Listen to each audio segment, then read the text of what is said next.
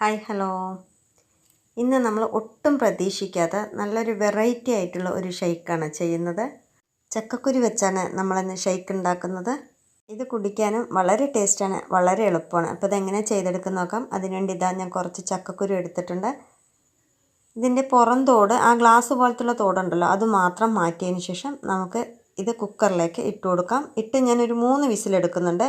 ഇതുപോലെ നല്ല പോലെ വെന്ത് കിട്ടിയിട്ടുണ്ട്. ഇനി നമുക്ക് ഈ ബ്രൗൺ കളർ കളയേണ്ട ആവശ്യമില്ല. നമുക്ക് അതുപോലെ തന്നെ ഒന്ന് അരച്ചെടുക്കാം. കുറച്ച് വെള്ളം ചേർത്താണ് അരച്ചിരിക്കുന്നത്. മിക്സിയുടെ ജാറിലേക്ക് 1 ഗ്ലാസ് പാൽ ഒഴിച്ച് കൊടുക്കാം. എന്നിട്ട് ഈ അരച്ച ചക്കക്കുരുവിൻ്റെ പേസ്റ്റ് ഉണ്ടല്ലോ, അത് 2 ടീസ്പൂൺ ഇട്ട് കൊടുത്തതിന് ശേഷം 3-4 കഷ്ണം പഴം, 2 ടീസ്പൂൺ പഞ്ചസാര, 1 ഏലക്കൻ്റെ തരി കൂടിയിട്ട് നല്ലപോലെ അടിച്ചെടുക്കണേ. അങ്ങനെ നമ്മുടെ ഒരു ഷെയ്ക്ക് റെഡി ആയിട്ടുണ്ട്. നമുക്കിനി അടുത്തത് എങ്ങനെയാണ് ചെയ്യുന്നതെന്ന് നോക്കാം. ഇതിനു വേണ്ടി മിക്സി ജാറിലേക്ക് 1 ഗ്ലാസ് പാൽ ഒഴിച്ച് കൊടുത്തിട്ടുണ്ട്. കൂടെ തന്നെ അരച്ച് വെച്ച പേസ്റ്റ് 2 ടീസ്പൂൺ,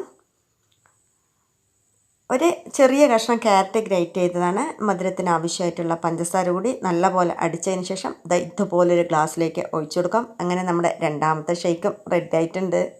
ഇനി മൂന്നാമത്തെ ഷെയ്ക്ക് റെഡിയാക്കാനായിട്ട് മിക്സിയുടെ ജാറിലേക്ക് 1 ഗ്ലാസ് പാലാണ് ഞാൻ ഒഴിച്ചു കൊടുക്കുന്നത്. ഇനി ഇതിലേക്ക് 2-3 ചോക്ലേറ്റിൻ്റെ ബിസ്ക്കറ്റുകൾ ഇട്ട് കൊടുക്കാം. ഞാൻ ഓറിയോ ബിസ്ക്കറ്റാണ് എടുത്തിരിക്കുന്നത്. ഇതിലേക്ക് 2 ടീസ്പൂൺ ചക്കക്കുരുവിൻ്റെ പേസ്റ്റ് ഇട്ട് കൊടുക്കുന്നുണ്ട്,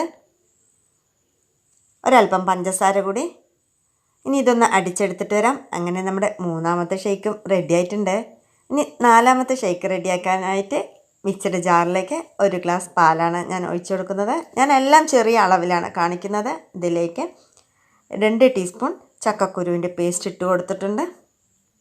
പ്രത്യേകം ചക്കക്കുരു നമ്മൾ അരച്ചെടുക്കുന്ന സമയത്ത് നല്ല പോലെ തന്നെ ഒന്ന് അരച്ചെടുക്കണേ, അത് മറക്കരുത്. ഇനി ഇതിലേക്ക് ഒരു ചെറിയ കഷ്ണം ബീട്രൂട്ടാണ് ഞാൻ ചേർത്ത് കൊടുക്കുന്നത്, മധുരത്തിന് ആവശ്യമായിട്ടുള്ള പഞ്ചസാര കൂടി. ഇനി ഇതിലേക്ക് 1 ഏലക്ക കൂടി ഞാൻ ചേർക്കുന്നുണ്ട്. നമുക്ക് വാനില എസൻസ് ഉണ്ടെങ്കിൽ 2-3 തുള്ളി നമുക്കിതിലേക്ക് ഒറ്റിച്ചു കൊടുക്കാം. ഇനി നമുക്കിതിലേക്ക് 2-3 കഷ്ണം പഴം ചേർത്ത് കൊടുക്കാം.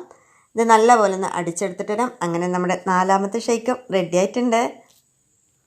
നമ്മൾ ഷെയ്ക്കുകളൊക്കെ അടിച്ചെടുക്കുന്ന സമയത്ത് നമ്മളിതിലേക്ക് ഒഴിക്കുന്ന പാലുണ്ടല്ലോ, നല്ല പോലെ തണുത്ത പാലായിരിക്കണം. ചക്കക്കുരു കിട്ടുന്ന സമയത്ത് ആരും ഇത് അയ്യേന്ന് പറഞ്ഞിട്ട് കളയരുത്. ഇത് നമ്മൾ കിട്ടുന്ന സമയത്ത് ഇതിൻ്റെ തോടോട് കൂടി നമ്മൾ പുഴുങ്ങിയതിന് ശേഷം തോട് മാറ്റി ഇതിനെ നല്ലപോലെ അരച്ച് ഫ്രീസറിൽ സൂക്ഷിക്കുകയാണെന്ന് വെച്ചാൽ നമുക്ക് ഇതുപോലെ ഇടയ്ക്കിടയ്ക്ക് ഷെയ്ക്ക് അടിച്ച് കുടിക്കാൻ പറ്റും. ഇതിന് നല്ല ബദാം ഷെയ്ക്കിൻ്റെ ടേസ്റ്റാണുള്ളത്.